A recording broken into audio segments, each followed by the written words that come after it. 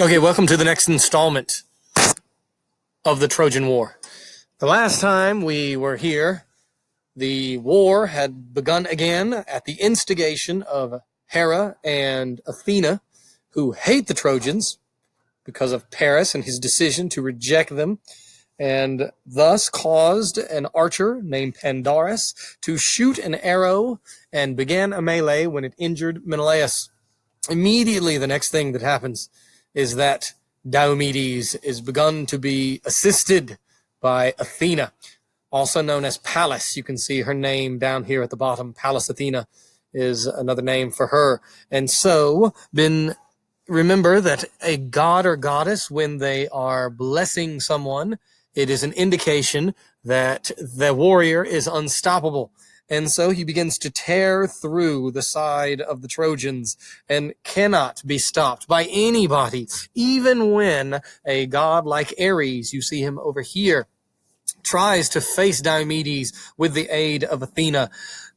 Diomedes cannot be stopped. And so, therefore, what happens is that the brother of Hector, when Hector, remember, the oldest son of Priam and the greatest of all of the Trojan warriors, goes to his brother Helenus. Now remember, Helenus is like Cassandra in that they both have an ability to interpret the will of the gods. And so Helenus tells to him, we are suffering heavy casualties. You have to go inside the city and tell all the women inside the city to begin to propitiate and pray to and worship the goddess Athena to see if she can be convinced to stop helping out Diomedes. And so he goes in the city. Now, in many ways, when I said that I had read the Iliad and it was the greatest experience of literature that I had ever had when I read it in the original Greek, this was the best section that I had read.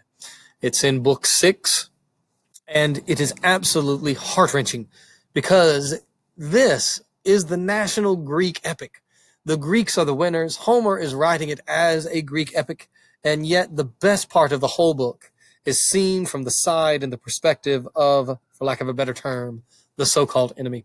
Hector enters into the city, and he doesn't go and visit his wife first. Instead, he first goes and visits his mom.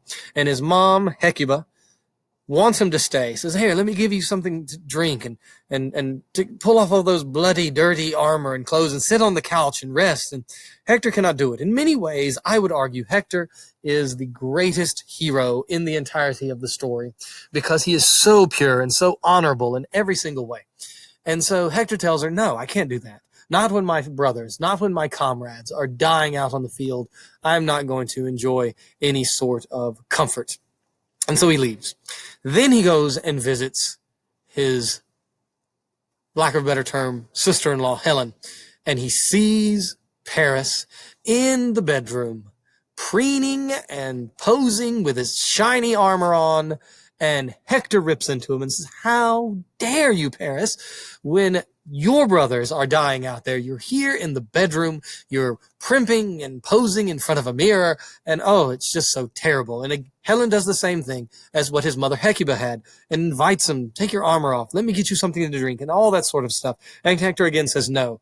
And he tells to Paris, get out there on the battlefield. And so Paris says, okay, I'll catch up with you at the front gate. Then he goes to his house to see his wife. And when he goes in there, she's not there. And the reason why she is not at the house is because she, like all the others, have run to the walls and are looking out onto the battlefield to see if they can tell of any news or see the results of their husbands, of their fathers, of their sons, and she's absolutely devastating. And when finally he catches up to her, and she has their child with them, the dialogue that is here in the Iliad is perhaps my favorite section of all literature at all.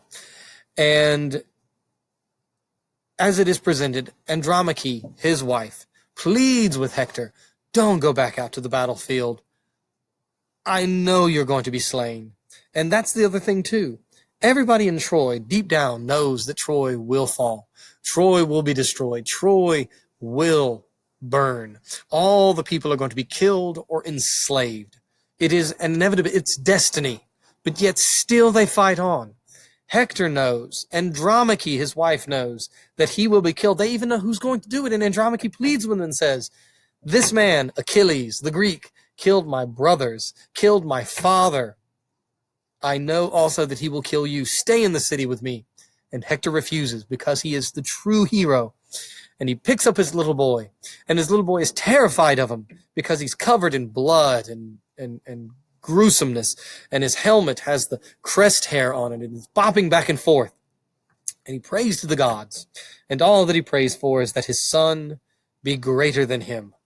And he assures to his wife that every man's destiny and fate will come calling upon them eventually, and that he is no different. And so he leaves behind his wife, leaves behind his little infant son Astyanax, never probably to see them again, out into the battlefield. Now, when he goes back out, the battle rages into the night, and there is a standoff against Ajax the Greater. There are two warriors named Ajax. One is Ajax the Greater. He is the son of Telamon, and the other is Ajax the Lesser. He is the son of Oileus. But when the night comes, fighting is brought to a halt because the gods want that the fighting be decided by skill, not by chance. And so at night, when all the Greeks get together, they turn to one among them whose name is Nestor. He's the fellow there in the middle, and he doesn't fight. And the reason why he doesn't fight is that he's too old. He's from a city called Pylos. And he suggests to all the Greek kings, maybe we should ask Achilles to come back into the mix. And so they all agree. Particularly to the left over here from the movie, that is Odysseus. And to the right, that is Ajax the Greater. Homer makes it clear that Ajax the Greater is the greatest warrior outside of Achilles. Achilles is the best, but Ajax is a clear number two. And so they are all going to, though, and talk to Achilles, who is still pouting, angry at all the Greek kings. And they pick three guys. And so the three that they're going to pick are probably the three that Achilles will respect the most. Odysseus, who is most noted for his wily wisdom, his ability to talk, his ability to reason, his smarts. Tremendously respected. Ajax the Greater, Telamon's son, who obviously is number two behind Achilles as prowess on the battlefield. And Phoenix. Now, the reason why they choose Phoenix is that Achilles is a young man. Actually, you could even say that he's kind of a man-child. He's probably in his late teens. He's impetuous. He makes bad decisions. He's ruled by his emotions, like all of us are at that age. And so Phoenix's job is to kind of provide guidance and to obviously allow Achilles the ability to make good decisions, somebody that Achilles will look up to. And they beg him to return to the battle, and Achilles refuses. He's still so angry about how he was disrespected. And so, unsuccessful, they then are going to, two men be sent out at night on a spy mission. Now, this is book 10. And some people suggest that it actually is not Homer's own work, but was added later because of the out-of-character nature of two of the heroes. Diomedes, who finally had his Aristeia brought to an end when all the Trojan women had prayed to the goddess Athena to stop helping him. And Odysseus go on a spy mission, and they catch a Trojan spy whose name is Dolon. Book 10 is often known as the Doloneia. And they interrogate him, and they learn of something.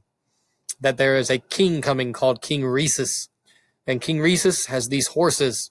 And if the horses of King Rhesus drink from the river Scamander that flows in the plains of Troy, and his horses eat from the grasses of the plains of Troy, that Troy will never be able to be taken. With this information immediately, and this is the part that is unsettling for some, because this is not really how Homeric heroes act. Having gotten the information, they simply behead Dolon. They kill him right there on the spot. And then they go and capture those horses to make sure that they never drink from the river Scamander and, of course, eat from the plains of Troy. Now, eventually, and I'm leaving out many good details here, but eventually, Patroclus, the good friend of Achilles, the best friend of Achilles, the one in whom Achilles confides the most, is convinced and convinces Achilles by the Greeks to, if Achilles won't go out and fight, maybe his friend Patroclus can, his best friend. And so Patroclus borrows Achilles' armor, goes onto the battlefield, and is unstoppable. It is like the Aristeia of Diomedes. He sweeps down men like a scythe cutting wheat. And in this scene, one of the most famous incidents is that Sarpedon, a son of Zeus, faces Patroclus on the battlefield. And Zeus, overwrought with emotion that his own son, Sarpedon, would be killed, is about to intervene, is about to overturn fate. And Hera comes to him and says, "Do not do it. If you overturn fate, even as king of the gods, you will upset all the order of the universe, and things will never be right." And so he is devastated, but has to watch his son's Sarpedon fall at the hands of Patroclus. And as such, he loses that child. Now, Patroclus then fights his way all the way to the walls of Troy, climbs the walls of Troy until he is slapped down 3 separate times by the gods, because he is not fated to take the walls of Troy. But when he is slapped down for the 3rd time, he turns around, and there facing him is the greatest of all Trojan warriors, Hector. And Hector and Patroclus fight in a most ferocious battle, a horrific battle, until finally Hector slays Patroclus. And as he is about to snatch not only the armor from Patroclus' body, because he thinks at the moment that he might have just killed Achilles, it's Achilles' armor. He rips the armor off his body, is about to drag the body itself back to the Trojan side, when here comes Ajax the Greater, defends the body, is not able to defend the armor is taken. But now the Trojans press their advantage, and they run down the Greeks as they are running in absolute panic and fear to their ships. The Trojans press their advantage to the point of where they even set fire to some of the Greek ships. If the ships are lost, the Greeks are doomed. They have no way to escape, no way to return even to home. And things are at its most vulnerable until finally word is brought to Achilles that his best friend has been slain in battle. And he learns that it was Hector who has done it, but Achilles can go out and fight.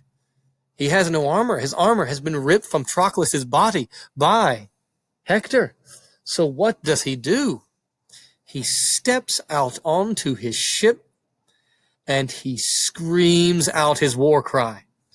And by this war cry, he is able to send the shiver down all the Trojan spine.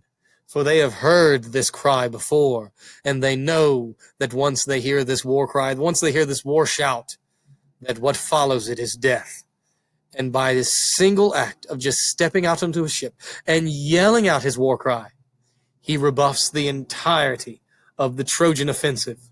They fall back, and it will now give time for Achilles to think of his options, get new armor, and re-enter the battle. Because in that moment, all of the anger and hatred, the wrath, the very first word of the Iliad, the Mainen, is transferred from Agamemnon to Hector at that point. And at this moment, that fury rages within. And that will move on to the next installment, which of course will begin with the building of the armor of Achilles. And it is no ordinary armor. It is an armor made by the greatest of all the craftsmen of the gods. That, of course, Hephaestus.